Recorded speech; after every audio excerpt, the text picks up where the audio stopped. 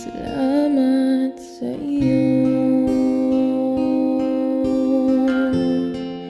aking Panginoong Jesus. Ako'y inibig mo at inangking lubos.